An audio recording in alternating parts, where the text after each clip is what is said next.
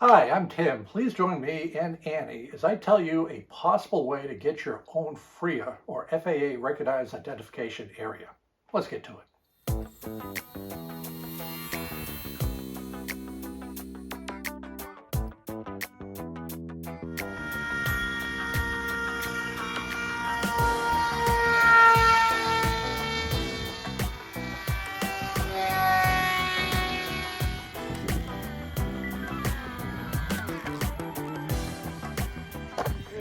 Greetings from Hilltop Live.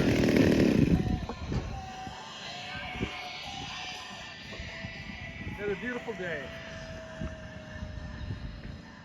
Thank you very much. This video is being filmed in October of 2023. Remote ID became effective on September 16th, 2023. There is a delayed implementation of the remote ID due to the lack of availability of the remote ID modules. So the enforcement date per the FAA for remote ID has been pushed back 6 months to March 16th, 2024. Until that time, its operation is normal as you fly. After March 16th, remote ID will be the rule affecting all RC model aircraft flying in the United States. However, there is a way that you might want to consider where you can get a FRIA for yourself, and I'll go into that with in a little bit more detail. First of all, a very brief recap of remote ID. As I mentioned, it will be enforced and effective by the FAA after March 16th, 2024. After March 16th next year, all RC aircraft, whether they're fixed wing, helicopters, or drones, must be equipped with a remote identification system. The remote ID gives location information for the drone as well as a pilot takeoff location. There are 3 exceptions, and I'm talking about recreational flyers only. If you have a Part 107 license, you know who you are. You had to do a lot of study to get that Part 107 certificate. As a recreational flyer, there are 3 exceptions for remote ID. The first one is if your model, whether it's a helicopter, drone, or fixed wing, is less than 250 grams or about 8.8 ounces, you do not need any remote ID whatsoever. If you fly your drone model aircraft for a public safety agency or certain government organizations, you are exempt from remote ID. The other exemption that what this video will focus on is a FRIA, or an FAA recognized identification area. FRIAs are essentially a very small restricted airspace authorized in the remote ID ruling, whereby a community-based organization can request from the FAA FRIA status. When a FRIA is granted to a flying field under the rules, there are no remote ID requirements at all for hardware modules installed at the factory inside a FRIA. It's a pretty good deal, and it's to accommodate the recreational flyer who will stay within the airspace of a club field. The FAA will know where they are, or more importantly, know where they're not going to be in controlled airspace without a clearance, and just allows you to fly normally as you did before. Per the wording in the regulation, it's very clear that FRIAs have to be established through a community-based organization.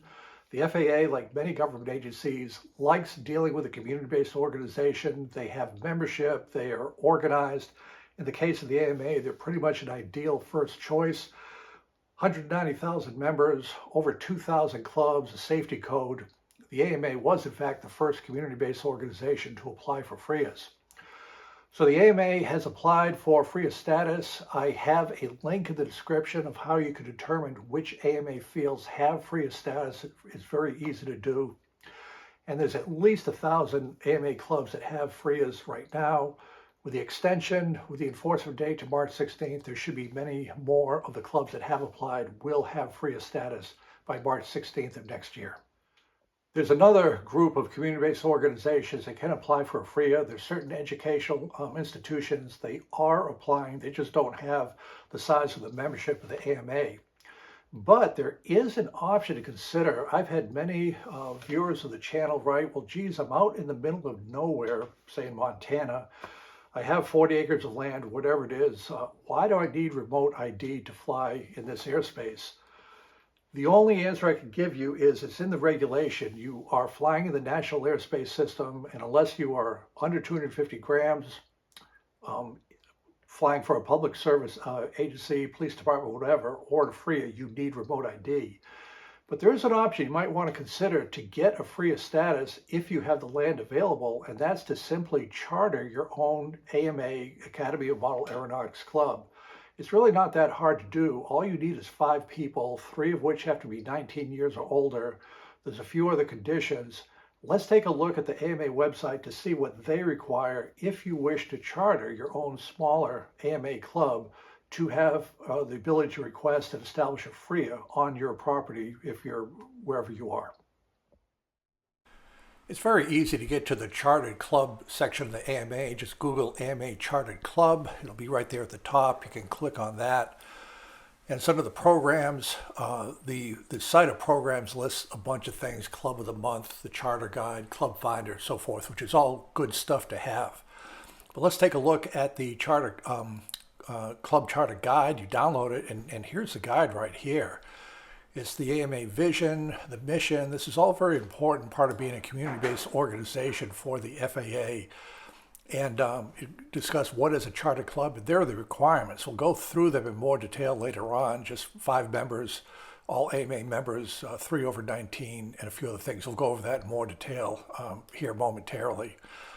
And then how to get started, some specifics on club officers, club membership rosters, and there's all help for this on the AMA website.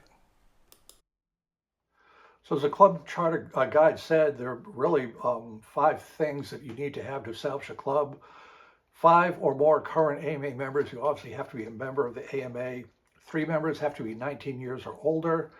Service club officers, 1 has to be a safety coordinator. The third one is a majority of club activities related to recreational competitive modeling, and it has to be a local organization. It can't be regional or national. You must provide a current set of your club bylaws. The AMA has sample bylaws, and just give a lat long for where you're going to be doing your flying. And so it's something to consider if you wish to try establishing a FRIA for where you want to fly. And again, the FRIAs are a very good deal because once you get a FRIA, they're good for 4 years, and there are no remote ID requirements at all for recreational flyers flying in the FRIA airspace. Thank you for tuning in. Good luck with your flying, and we'll just see how things develop with remote ID. But there is an option to get a FRIA if you have a patch of land and you have 5 AMA members. It's something you might want to consider. Thank you.